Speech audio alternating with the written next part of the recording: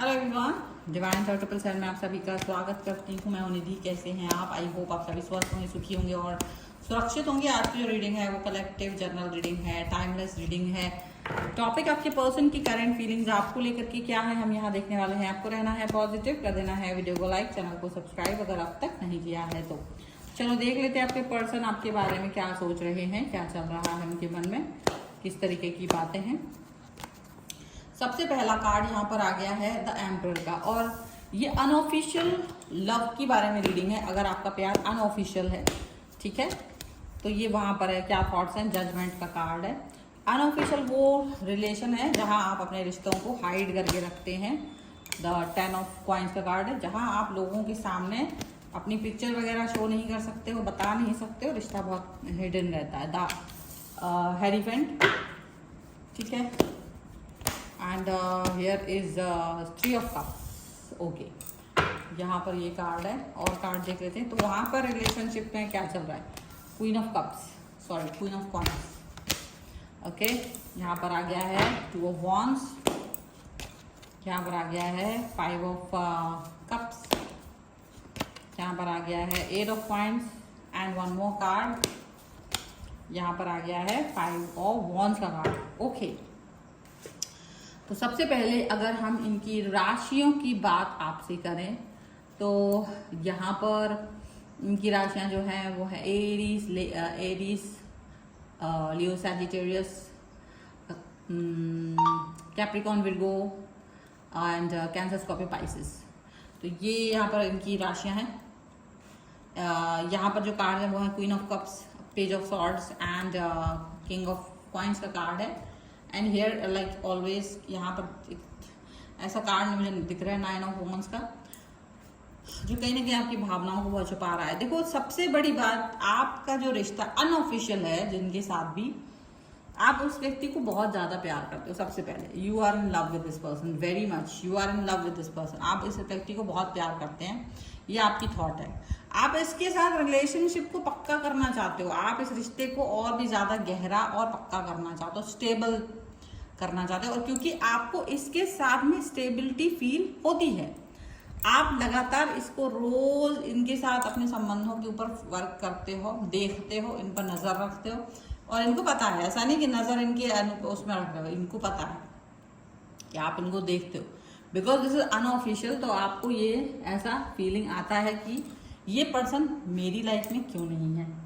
यहाँ पर एक चीज ये दिख रही है। अब इनका मन में क्या है कि इनको भी लगता है कि ये अनऑफिशियल रिलेशन है और यहाँ इनको काफी कुछ कंट्रोल में रखना पड़ता है, मतलब स्ट्रिक्ट रहना पड़ता है आपके और अपने रिलेशन को लेकर के, कि चीजें लीक ना हो, चीजें लोगों तक ना पता चले, चीजों को लोग ना समझें। क्योंकि इनको ये बात पता है कि लोग आपके और इनके प्यार के कनेक्शन को नहीं समझ सकते हैं।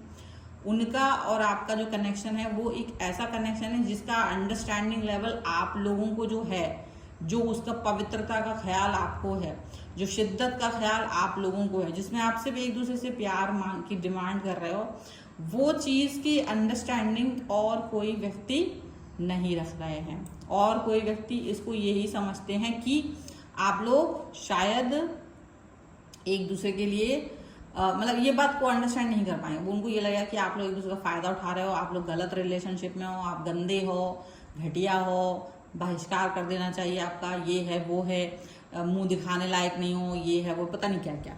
तो इस तरीके की चीजें वो आपसे आपके ऑफिशियल अनऑफिशियल रिलेशनशिप में देख सकते हैं। अब यहाँ पर आपको क्या लगता है, आपके पर्सन को क्या लगता है कि वो आपके साथ अपने रिलेशन को जजमेंट देने की पूरी कोशिश करते हैं। और जहां तक आप है, आप भी इस रिलेशन को जजमेंट देने की कोशिश करते हो, क्योंकि आप भी चाहते हो कि आप अपने रिश्ते को अच्छे से बना के रखो। ये एक ऐसा फूल है जीवन का, इसे आप लोग खिला के रखना चाहते हो, प्यार का, जिसके साथ में आप जीवन, मतलब एक ऐसी चीज है जो जीवन की और लड़ाइयों को लड़ने के लिए आपको ऊर्जा देती है। जीवन की और हर सिचुएशन से लड़ने के लिए आपको एक ऊर्जा की जो आवश्यकता होती है ना, वो प्रेम है। ये प्रेम आपको जीवित रखता है, ऐसा यहाँ पर दिख रहा है। ये जीवन के मन आपके बगीचे को खिलाए रखता है। ये कुछ इस तरीके का सोच है, ये कुछ इस तरीके की थॉट प्रोसेस है, यहाँ पर ऐसा दिख रहा है। आपके पर्सन आपके साथ में अपने परिवार की तरह का रिलेशन रखते, मतलब जैसे वो अपने परिवार के अन्य सदस्यों को फील करते वैसे ही वो आपको भी फील करते, जैसे वो और लोगों के साथ में जो कनेक्ट करते हैं वैसे ही आपके साथ कनेक्ट करते हैं। यहाँ पर ये चीज़ दिख रही है। अब वो कनेक्शन आपका जो है वो ऐसा है कि उसके बारे में आप कुछ कह नहीं सकते हो। ये कनेक्शन कुछ ऐसा है जिसके बारे में आपको कुछ समझ में नहीं आ रहा होता है और आप भी नहीं समझ पाते हो कि कैसे इसको मैनेज करें, क्योंकि आप इनको कई बार मिस करते हो ऐसे बहुत इंपॉर्टेंट मौकों पर, जैसे कि वो भी आपको मिस करते हैं कई इंपॉर्टेंट मौकों पर, ऐसा लग रहा है। अब अगर देखा जाए एक सिचुएशन ऐसी है कि आप लोग ट्रेडिशनल वेज को फॉलो करते हो, आपके पर्सन भी बहुत ट्रेडिशनल वैल्यूज को फॉलो करते हैं, आप भी बहुत सारे ट्रेडिशनल वैल्यूज को फॉलो करते हो। ये चीज़ साफ साफ नजर आ रही है, ये चीज़ साफ साफ समझ में आ रही है। लेकिन दिक्कत क्या है कि आप दोनों की ही लाइफ में थर्ड पार्टी का रोल है। थर्ड पार्टी अब वो कुछ भी हो सकती है, फैमिली हो सकती है, परिवार हो सकता है, पर्सन का कोई पर्सन भी हो सकता है, ठीक है। अब ये थर्ड पार्टी क्या करते हैं, ये इनके साथ रहते हैं और इनकी थर्ड पार्टी और ये फैमिली या वो जो भी कुछ है, डिस्टेंस समझ लो, कुछ भी समझ लो, जिसकी वजह से आप दोनों का कनेक्शन उतना गहरा रह नहीं पाता, उतना गहरा हो नहीं पाता है, ऐसा दिख रहा है। अब आपका जो कनेक्शन है वो जो गहरा नहीं हो पा रहा है, जो कनेक्शन अच्छा नहीं हो पा रहा है, आप लोग उसके बारे में तो सोचते ही हो। लेकिन एक चीज़ और भी यहाँ पर है कि आपके पर्सन और आप दोनों ही इस तरीके से फील करते हो कि मुझे अपने आप को कंप्लीट फील करना है, स्टेबल फील करना है, एक दूसरे की अनुपस्थिति में भी एक दूसरे को लव्ड फील कराना है, ऐसा आप लोग को लगता है। आप लोगों को ये भी लगता है कि दुनिया जहान के लोग जो हैं, आपके परिवार के लोग हैं, आपके रिश्तेदार हैं, चाहे दोस्त हैं, कोई भी हैं, वो आपके प्रेम के स्तर को समझ नहीं सकते, क्योंकि उसको समझने के लिए उनके पास वो एक्सपीरियंस होना चाहिए जो कि उनके पास है नहीं। तो आप सबसे लड़ना नहीं चाहते हो, आपके पर्सन भी उन सबसे लड़ना नहीं चाहते, बहस नहीं करना चाहते। तो आप दोनों अगर एक दूसरे से कुछ लड़ाई भिड़ाई होती तो आप दोनों आपस में ही लड़ते हो, आप दोनों एक दूसरे से प्यार से बात करते हो, एक दूसरे के सामने ही रोते हो, एक दूसरे के सामने ही अंडरस्टैंडिंग क्रिएट करते हो, एक दूसरे के सामने ही सब कुछ करते हो।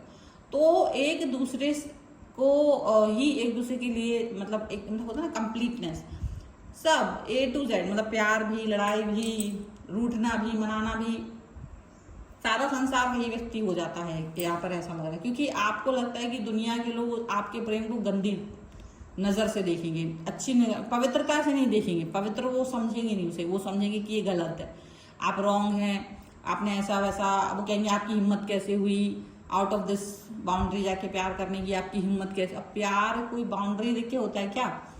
प्यार भावना है, मन है, दिल है, जो प्यार से बात करेगा उससे आपको प्यार हो जाएगा।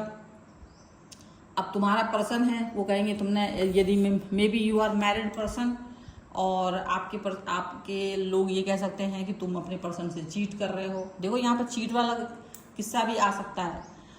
अब ये बड़ी क्रूशल टाइप की रीडिंग है मेरे लिए। मैं इस रीडिंग को जब करने जाती हूँ ना तो मुझे ये लगता है कि ये रीडिंग की अंडरस्टैंडिंग सारे लोगों को नहीं हो पाएगी। ये रीडिंग की अंडरस्टैंडिंग का लेवल बहुत हायर है, डिफरेंट है, क्योंकि जिसके पैर ना फटे बीमारी वो क्या जाने पीर पड़ाई, ये वाला सिचुएशन है यहाँ पर। मतलब कि आप ये मत कहिए कि वो पर्सन मैरिड है और फिर भी उसने किसी और को चाह लिया। अच्छा, उसमें भी अगर मान लीजिए 90% लोग प्रेम कर रहे हैं आउट ऑफ मैरिज जा करके, तो उसमें भी 10% लोगों की रीडिंग है ये, जिनका प्रेम शुद्ध है, जो अपने पर्सन का हाथ थाम के चल रहे हैं, प्रेम कर रहे हैं शुद्धता के साथ में, एक्सेप्ट करे हुए हैं उनको बहुत प्रेम के साथ।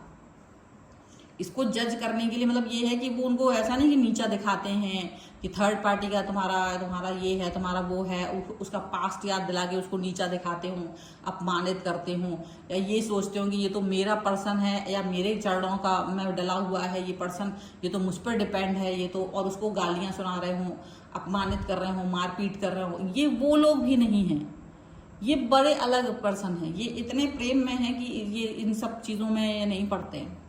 तो समझिए ये उच्च कोटि का प्रेम है। बट हाँ, थर्ड पार्टी के होने के बाद भी प्यार हो गया है, ये एक अजीब बात हो सकती है। लेकिन इसमें ये है कि थर्ड पार्टी का रोल भी है कुछ। थर्ड पार्टी अपनी महानता को प्राप्त हो जाते हैं जब कभी आप अपने पर्सन के साथ में शादी करके जा रहे होते। अब आपको लगता है ये तो मेरा ही है, कहाँ जाएगा, अच्छा ठीक है, वो कहीं नहीं जाएगा, पर आपने उसके बाद में क्या किया, उसको इग्नोर करना शुरू कर दिया, उसकी बातें सुनना बंद कर दी, उसको प्रेम देना बंद कर दिया, उसको एक नौकर की तरह ट्रीट कर रहे हो, ये सोचते हो कि अरे ये कहाँ जा सकता है, कहीं नहीं जा सकता है। लेकिन तुम जो उसके माताजी या पिताजी बन के बैठ गए हो ना, तुम्हें यकीन नहीं होगा कि तुम्हारे ऊपर भी तुम्हारा बाप होगा, तुम्हारी माँ होगी। तो वो जो माताजी पिताजी वो यूनिवर्स है, वो तुम पत्थर बन गए हो ना, अगर अपने अपने पर्सन की लाइफ में पत्थर बन गए हो ना, तो उनके लाइफ के पत्थर बनने के बाद भी पानी की तरह, हवा की तरह वो प्रेम उनके जीवन में एंटर कर जाएगा। ये बात याद रखिएगा। इसीलिए आपकी लाइफ में ये चीज ना घटे तो आपको ध्यान रखना है, अपने पर्सन को प्यार दीजिए, रिस्पेक्ट दीजिए, उसकी ध्यान रखिए चीजों का। आप उसको ऐसा मौका ही नहीं दीजिए कि वो आपसे निराश हो, हताश हो और बाहर कहीं प्यार को ढूंढे, क्योंकि जब वो निराश, हताश और बहुत बुरा होगा ना, और उसी समय पे अगर कोई व्यक्ति या पर्सन कोई तो उसकी लाइफ में आएगा तो वो डेफिनेटली उससे कनेक्ट हो जाएगा। तो ये जो अगर किसी की भी आउट ऑफ मैरिज कनेक्शन होते हैं, अनऑफिशियल रिलेशंस होते हैं, इसका जो रिस्पॉन्सिबिलिटी होती है वो उस थर्ड पार्टी की ही होती है, जो उसकी लाइफ में घुस गया है जबरदस्ती, या घुसाया गया है जबरदस्ती, या कुछ भी है, और उसके बाद उस व्यक्ति ने उसके जीवन को कचड़ा कर दिया, तहस नहस कर दिया, उसके व्यक्ति के जीवन को बिल्कुल उसको मृत्यु तक घसीट के ले जा रहा है। वो उसको घसीट के कार्मिक रिलेशन है तुम्हारा इतना भयानक वाला कि तुमने ये ठान लिया कि जब तक ये जीवित है इसको खुश तो नहीं रहने देंगे हम।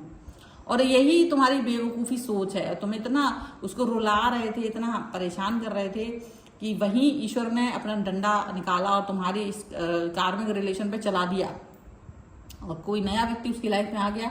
वो उस कनेक्शन को जो पोषित कर रहा है, जो उसकी हृदय को पोषित कर रहा है, जो तुमने उसकी जिंदगी के 20 साल खा लिए थे, वो 20 साल, 40 साल, जो 30 साल, 10 साल, जितने भी तुमने उसके जीवन को बर्बाद कर दिया था, वो उसकी क्षति पूर्ति कर रहा है।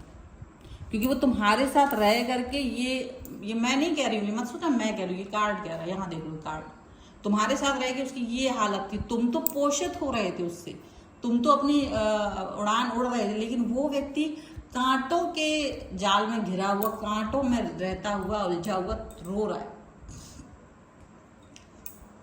तो जब ऐसा हुआ, जब उतना उलझा, इतना रोया वो, तो वो व्यक्ति का रोना और उलझना भगवान से तो देखा नहीं जाएगा, यूनिवर्स से तो देखा नहीं जाएगा। तो उसको ये इस उलझन से बाहर निकालने का एक हाथ बढ़ा, और इस दुख में जहाँ वो डूब गया था, जहाँ उसको लगता था कि अब शायद पूरा जीवन ऐसे ही बर्बाद होने वाला है, और तुमने भी सोच रहे थे हाँ भाई मैं तो बर्बाद ही करके रहूंगा, तुम तो मेरा पंचिंग बैग हो, तुम तो मेरे लिए वो हो जो तुमने सोचा भी नहीं हुआ।